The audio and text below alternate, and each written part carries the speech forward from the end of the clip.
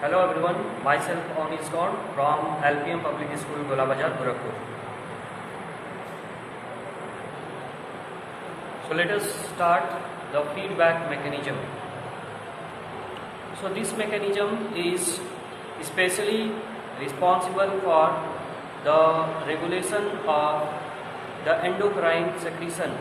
Okay, by the help of this mechanism, the endocrine system work in our body, and this mechanism states that we can define the mechanism as the mechanism that regulate or that ensure the amount and timing of the hormones to be secreted in the blood में कितने amount में hormones को secrete करना है और कब secrete करना है, मीन्स टाइमिंग और अमाउंट, ये दोनों को जो है कंट्रोल करने का काम जो मैकेनिज्म करता है, that mechanism is known as feedback mechanism.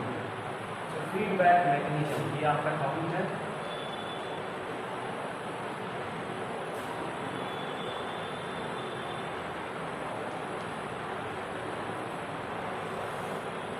And this topic is very important for our examination. So the feedback mechanism, it is very important for our examination because many times in board examination this topic is asked in 2 marks question. So let us know the definition first, then we will discuss or give the explanation with the help of an example of the hormone. So first of all, the definition, the mechanism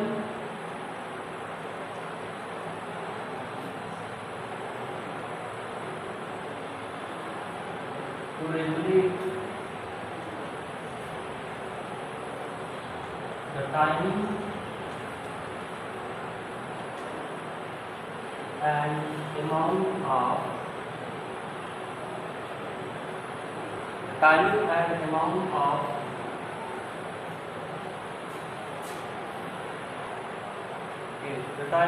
amount of hormones to be released into blood. The mechanism to regulate the timing and amount, ये दो चीजें आपको ध्यान देना है. Timing and amount means hormones जो है कब सिक्रीट करना है ब्लड में और कितने अमाउंट में सिक्रीट करना है. इस चीज को मेंटेन या रेगुलेट करने के लिए जो मैकेनिज्म हमारे बॉडी में रिस्पॉन्सिबल होते हैं, that mechanism is known as feedback mechanism in the blood. It's called the feedback mechanism. It is called the feedback mechanism.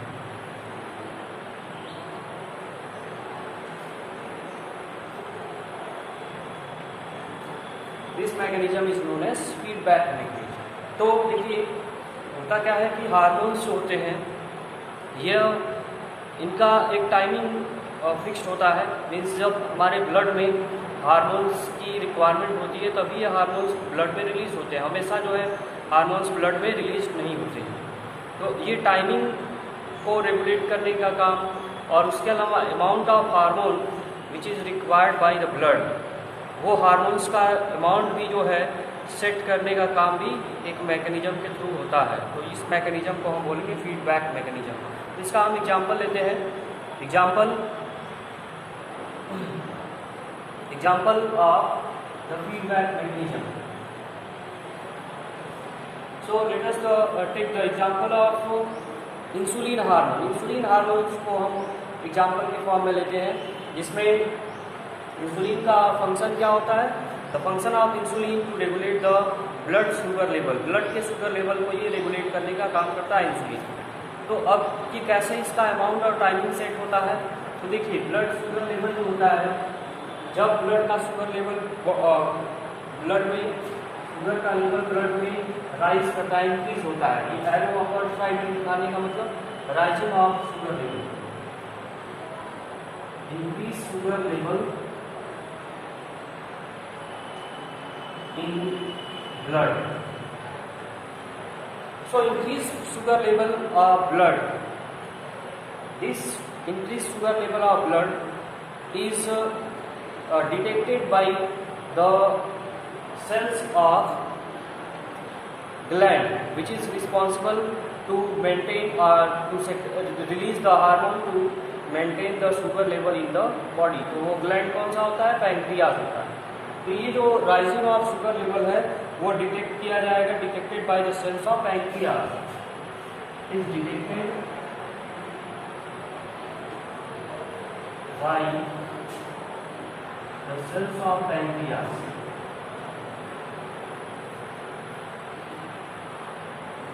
ये आपको स्टेप बाय स्टेप दिखाया जा रहा है कि कैसे पहले स्टेप में क्या हो रहा है कि शुगर लेवल का राइज होना ब्लड में, और वो ब्लड में शुगर लेवल को राइज जब होगा तो किसके द्वारा डिटेक्ट किया जाएगा? सेल्स ऑफ पैंक्रियाज के द्वारा. वो सेल जो उस पर्टिकुलर हार्मोन को रिलीज कर सिंथेसाइज करता है और रिलीज करता है to decrease the blood sugar level. ये डिटेक्ट किया गया एंड आफ्टर डिटेक्शन जो प्रोसेस होगा वो क्या होगा? रिलीज ऑफ पर्टिकुलर हार्मोन के प्रोड्यूस मोर इंसुलिन. तो ये हार्मोन कौन रिस्पॉन्सिबल होता है? वो होता है इंसुलिन. और कौन सा सेल होता है पैंक्रियाज में? Beta cell, which is responsible to synthesize and secrete the insulin hormone. So ये जो डिटेक्शन होगा, डिटेक्शन अगर कौन सा detection? Increase sugar level in the blood. Blood में इंक्रीज शुगर लेवल का डिटेक्शन हो रहा है, और इस डिटेक्शन की वजह से क्या हो रहा है कि जो ग्लैंड होगा, सेल्स होंगे, वो क्या करेंगे? प्रोड्यूस करेंगे मोर इंसुलिन. ये ग्लैंड जो है ज़्यादा अमाउंट में इंसुलिन सेक्रीट करेंगे, क्योंकि उनको जो क्या करना है? शुगर लेवल को डिक्रीज करना है. और शुगर लेवल को डिक्रीज ये कैसे करते हैं? By the process of glycogenesis. क्या करते हैं कि ग्लूकोज को, जो ब्लड में ग्लूकोज भरा हुआ होता है, उस ग्लूकोज को कन्वर्ट कर देते हैं ग्लाइकोजन में, और वो ग्लाइकोजन जो है लीवर के सेल में क्या होता है? स्टोर हो जाता है. और स्टोर्ड सेल लीवर के सेल में और मसल सेल में ग्लूकोज ग्लाइकोजन के फॉर्म में स्टोर हो जाता है, जो कि आपको बताया गया कि एनिमल्स बॉडी में जो स्टोरेज ऑफ फूड होता है it is in the form of glycogen, और प्लांट्स बॉडी में in the form of starch. ये बार बार आपको रिपीट होता रहेगा. तो ये देखिए पहला जो चीज़ आपको दिख रहा है, first line of mechanism, feedback mechanism. तो फीडबैक, यहाँ पे फीडबैक जो टर्म लिया गया है, ये फीडबैक टर्म.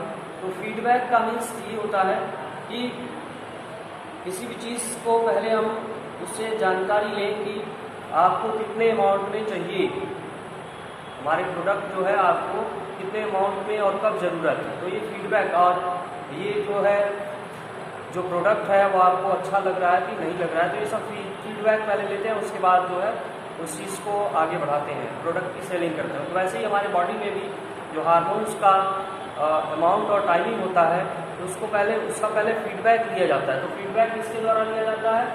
जो सेल्स ऑफ पैंक्रियाज हैं वो फीडबैक लेते हैं. कहाँ से? ब्लड से फीडबैक लेते हैं, और उसी फीडबैक के बेस पर जो सेल्स ऑफ पैंक्रियाज हैं वो क्या करेंगे?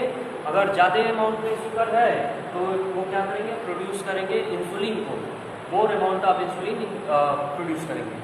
उसके अपोजिट क्या होगा कि अगर दूसरा केस ये बन सकता है कि शुगर लेवल बहुत ही डाउन है, तो शुगर लेवल डाउन होगा, तो ऐसे केस में क्या होगा? डिक्रीज शुगर लेवल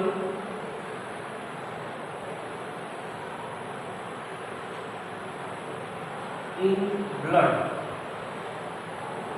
ब्लड में जब शुगर लेवल डिक्रीज होगा तो ऐसे केस में ये भी क्या होगा? डिटेक्ट किया जाएगा सेल्स ऑफ पैंक्रियाज के द्वारा, detected by detected. We can use another term for the detected detection. We can also use the taking of feedback by the cells of pancreas. क्योंकि यहाँ पे फीडबैक मैकेनिज्म जो term topic लिया गया है, तो उसमें फीडबैक टर्म आया है, तो हम डिटेक्शन की जगह पे फीडबैक भी ले सकते हैं. Taking off feedback by the cells of pancreas. Okay, तो detected by the cells of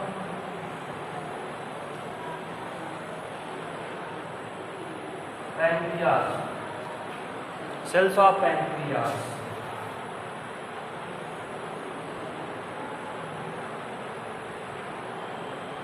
जब ये सेल्स ऑफ पैंक्रियाज के द्वारा क्या डिटेक्ट किया गया, decrease sugar level in the blood. Decrease कहने का मीन्स यहाँ पे इंक्रीज और डिक्रीज कहने का मीन्स ये कि जो नॉर्मल शुगर लेवल होता है उससे ज़्यादा और नॉर्मल शुगर लेवल से कम, ये टर्म यहाँ पे मीनिंग जो होगा इंक्रीज और डिक्रीज का मीनिंग यही होगा कि जो नॉर्मल शुगर लेवल बॉडी में ब्लड में होना चाहिए उससे ज़्यादा अमाउंट में हो या उससे कम अमाउंट में हो। तो इस कंडीशन में ही हमारे जो ग्लैंड होते हैं, एंडोक्राइन ग्लैंड, वो हार्मोन रिलीज करते हैं to maintain the normal range of the particular product responsible for the particular hormone. तो यहाँ पे शुगर है तो ग्लूकोज के नॉर्मल लेवल को मेंटेन करने के लिए ये अमाउंट और टाइमिंग जो है सेट करते हैं हार्मोन का। कौन सेट करता है? Cells of pancreas. तो अब देखिए यहाँ पे डिक्रीज शुगर लेवल है ब्लड में, तो ऐसे में क्या होगा, the cells of pancreas will produce less insulin. ये जो होंगे इंसुलिन को लेस सेक्रीट करेंगे और उसी का जो अल्टरनेटिव या अपोजिट हार्मोन होता है उसको वो ज़्यादा सेक्रीट कर देंगे। तो यहाँ पे एक चीज़ और ऐड कर सकते हैं, अगर इसके साथ साथ ग्लूकेगॉन को भी ले लें। वैसे सिलेबस में आपके ग्लूकेगॉन नहीं दिया होगा, बट अगर ग्लूकेगॉन को भी ले तो produce more insulin and less glucagon, और इस केस में क्या होगा, produce less insulin and more glucagon. Insulin जो है कम सिक्रीट होगा और ग्लूकेगॉन ज़्यादा सिक्रीट होगा। तो ये था आपका फीडबैक मैकेनिज्म। मीन्स जो आपके सेल्स ऑफ पैंक्रियाज होते हैं वो अमाउंट ऑफ शुगर को चेक करते हैं पहले, ओके, और उसी टाइम पे जब शुगर के लेवल को चेक किए और दिखाई दिया कि शुगर का लेवल, ग्लूकोज का लेवल ब्लड में नॉर्मल लेवल से क्या है, ज़्यादा है, तो ऐसे केस में वो क्या करेंगे, उसी समय उसी टाइमिंग पे वह उतने ही अमाउंट में इंसुलिन को सेक्रेट करेंगे जितना कि शुगर का लेवल इंक्रीज हुआ है। ओके, तो ऐसे केस में जितना भी शुगर लेवल इंक्रीज हुआ है वो शुगर लेवल क्या होगा, डिक्रीज हो जाएगा by the action of insulin. और वैसे ही डिक्रीज शुगर लेवल के केस में क्या होता है कि अगर वो पैंक्रियाज के सेल्स जो है फीडबैक लेते हैं ब्लड से कि यहाँ पे देखते हैं कि शुगर लेवल क्या है, डिक्रीज हो गया है, नॉर्मल रेंज से कम आ गया है, तो ऐसे केस में वो क्या करेंगे कि इंसुलिन जितने अमाउंट में वो डिक्रीज हुआ है उतने अमाउंट में इंसुलिन को लेस कर देंगे। मीन्स जितना वो ज़्यादा सिक्रीट कर रहे थे उससे कम इंसुलिन का सिक्रीशन करना शुरू कर देंगे, जिससे कि ग्लूकोज का लेवल फिर से डाउन हो जाए, और ग्लूकेगॉन को ज़्यादा बढ़ा देंगे तो ग्लूकेगॉन क्या करेगा, ग्लूकोज को ग्लाइकोजन में कन्वर्ट कर देगा। तो इस तरह से ये जो आपका फीडबैक मैकेनिज्म था ये आपका कंप्लीट हुआ, और एग्जामिनेशन के पॉइंट ऑफ व्यू से बहुत ही ज़्यादा इंपॉर्टेंट टॉपिक होता है। ओके, तो पहला क्वेश्चन आपके सामने है, how does chemical coordination take place in animal. तो अभी आपको बताया गया दो तरह का कोऑर्डिनेशन होता है बॉडी में, एक आपका नर्वस कोऑर्डिनेशन और न्यूरल कोऑर्डिनेशन जो कि सेल बाय सेल होता है, जो कि इलेक्ट्रिकल इम्पल्स के फॉर्म में ट्रेवल करता है उसमें इंफॉर्मेशन, और दूसरा जो एंडोक्राइन कोऑर्डिनेशन सिस्टम होता है उसमें हार्मोन्स का सेक्रेशन होता है, और हार्मोन जो है केमिकल मैसेंजर कहलाता है। हार्मोन्स को हम क्या बोलते हैं, केमिकल मैसेंजर। तो केमिकल मैसेंजर होने की वजह से इसको हम केमिकल कोऑर्डिनेशन भी कह सकते हैं। Means in the case of animals body the chemical coordination take place by the help of hormone और endocrine system. By the help of, अगर आंसर आप लिखेंगे तो आप लिखेंगे by the help of hormones. Hormones के हेल्प से जो है ये केमिकल कोऑर्डिनेशन होता है, बट जनरली आप हार्मोन्स की जगह पे दूसरा चीज़ भी ऐड कर सकते हैं। दूसरा चीज़ क्या ऐड कर सकते हैं, एंडोक्राइन सिस्टम, हार्मोन और एंडोक्राइन सिस्टम। एंडोक्राइन सिस्टम और hormone, it is the system in our body by which, or in the body of animals by which chemical coordination take place, जिसके हेल्प से chemical coordination होता है। Okay, why is iodized salt advisable okay to use। तो ये iodise salt जो होता है ऐसा साल्ट होता है जिसमें आयोडीन को अलग से ऐड किया गया होता है। ओके, तो आयोडीन को ऐड करने का मतलब, या आयोडाइज साल्ट हमारे बॉडी में क्यों रिक्वायर्ड होता है, क्योंकि आपको बताया गया है एक ग्लैंड के बारे में जिसका नाम है थायराइड ग्लैंड। ओके, और थायराइड ग्लैंड जो होता है, आंसर आपको बता दें कि जो थायराइड ग्लैंड होता है इस ग्लैंड के का जो हार्मोन होता है वो कौन सा हार्मोन होता है, थायरॉक्सिन। थायरॉक्सिन, थायरॉक्सिन में हम दो तरह का थायरॉक्सिन पढ़ते हैं। एक होता है आपका ट्राई आयोडो थायरोनिन और दूसरा होता है आपका टेट्रा आयोडो थायरोनिन। जब आप हायर क्लास में जाएंगे वहाँ पे आपको बताया जाएगा जो थायरॉक्सिन होता है उसका दो फॉर्म होता है, ट्राई आयोडोथायरोनिन और टेट्रा आयोडोथायरोनिन। तो यहाँ पे ट्राई आयोडो टर्म जो दिया गया है इट इज फॉर आयोडीन। कितने आयोडीन जो है थायरॉक्सिन में पाए जाते हैं उसको दिया है। ट्राई मीन्स 3 तो 3 molecule of iodine, tetra means 4 तो 4 मॉलिक्यूल ऑफ आयोडीन। तो ये जो आयोडीन का अमाउंट होता है वह थायरॉक्सिन की केमिकल कंपोजिशन में पाया जाता है।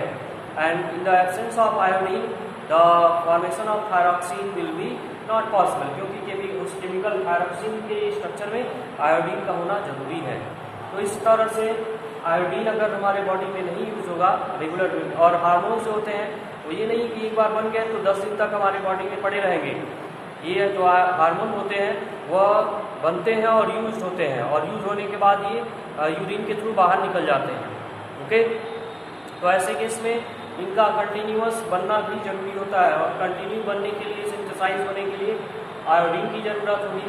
तो आयोडीन इसीलिए जो है हमारे डाइट में रेगुलर चाहिए। तो साल्ट जो होता है यही एक ऐसा सब्सटेंस है जो हम रेगुलर वे में यूज़ करते हैं अपने फूड में। तो ऐसे केस में आयोडाइज साल्ट अगर अवेलेबल होगा तो डेली आप जो है आयोडीन का भी अमाउंट आपकी बॉडी में मेंटेन रहेगा। अब बात करते हैं अगला question, next question,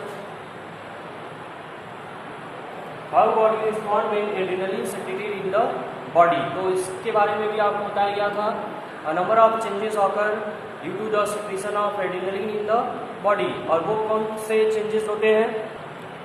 okay, heart bit rate का बढ़ना, हार्ट बीट बढ़ जाता है जब भी आप इमरजेंसी सिचुएशन में आते हैं, गुस्सा आता है या फिर किसी चीज़ को देख के डर जाते हैं, तभी एड्रेनलिन निकलता है, इसलिए इसको फाइट और फ्लाइट हार्मोन बोलते हैं। तो एड्रेनलिन जब बॉडी में निकले रिलीज होगा ब्लड में, तो उस समय आपका पहला चीज़ हार्ट बीट रेट बढ़ जाएगा, बहुत तेज़ी से हार्ट बीट करने लगेगा, रेस्पिरेशन ब्रीथिंग सांस आप तेज़ी से लेंगे, आंखें बड़ी बड़ी हो जाएंगी, और इसके अलावा जो है पीलो इरेक्शन, जो हेयर जो होंगे वो बहुत स्ट्रेट हो जाएंगे, और उसके अलावा जो है जो ब्लड का सप्लाई होता है वह मसल्स और मसल्स में ज़्यादा हो जाता है, और स्किन और आपके एलिमेंट्री कैनाल से वो विड्रॉल हो जाता है। तो इस तरह से ब्लड का सप्लाई होना तेज़ी से और ऑक्सीजन सांस लेना तेज़ी से, मतलब ये ऑक्सीजन और न्यूट्रिएंट के अमाउंट जो है सेल्स में बढ़ाता है, जिससे हमारे सेल्स जो है तेज़ी से एनर्जी प्रोड्यूस करें और एनर्जेटिक होकर के उस सिचुएशन को, इमरजेंसी सिचुएशन को फेस करने में एबल हो। तो इसलिए जो है एड्रेनलिन ये सारे चेंजेस बॉडी में लाता है। तो ये चेंजेस का लिस्ट आप जो है यहाँ पे बनाकर लिख देंगे, कौन से चेंजेस आते हैं, हाउ बॉडी रिस्पॉन्ड। तो रिस्पॉन्ड का मतलब चेंजेस लाना, बॉडी में चेंज आता है। Okay, the question is why are some patient of diabetes, diabetes के कुछ पेशेंट जो होते हैं treated by giving the insulin injection. Insulin injection जो है कुछ पेशेंट को देना पड़ता है। तो ऐसा क्यों होता है? क्योंकि इंसुलिन ही वह सब्सटेंस है। इंसुलिन होता क्या है कि हमारे फूड से डायरेक्ट आप कुछ खाएंगे तो उससे आपको इंसुलिन नहीं मिलेगा, उससे क्या अमीनो एसिड मिलेगा, फैटी एसिड मिलेगा और ग्लूकोज मिलेगा। इंसुलिन जो होता है वो हमारे बॉडी में बनता है, कहाँ बनता है? पैंक्रियाज से बनता है। तो ऐसे केस में और पैंक्रियाज से डायरेक्टली वो ब्लड में जाता है। तो अगर इंसुलिन डायबिटीज जब बहुत ज़्यादा हो जाता है, प्रॉब्लमेटिक हो जाता है, तो ऐसे केस में पैंक्रियाज जो इंसुलिन बनाना बंद कर देती है। तो इंसुलिन का जो है इंजेक्शन के थ्रू हम डायरेक्ट ब्लड में एंट्री कराते हैं, वो इंसुलिन आपके ब्लड का या डायबिटिक पेशेंट के ब्लड का शुगर लेवल क्या करता है, डाउन करने का काम करता है। तो ये जो है ऐसी कंडीशन में किया जाता है जब बहुत ही ज़्यादा प्रॉब्लम क्रिएट करता है इंसुलिन, मीन्स पूरी तरह से पैंक्रियाज काम करना बंद कर दे, अगर इंसुलिन सिक्रीट करना बंद कर दे तो ऐसे में इंसुलिन का इंजेक्शन ही एक ऑप्शन होता है। इंजेक्शन के थ्रू इसको डायरेक्ट ब्लड में डाला जाता है to reduce the symptom of diabetes. Okay, so these are the various questions. ये 4 इंपॉर्टेंट क्वेश्चन थे एनसीईआरटी बुक में दिए गए थे जो आपके टॉपिक से रिलेटेड थे।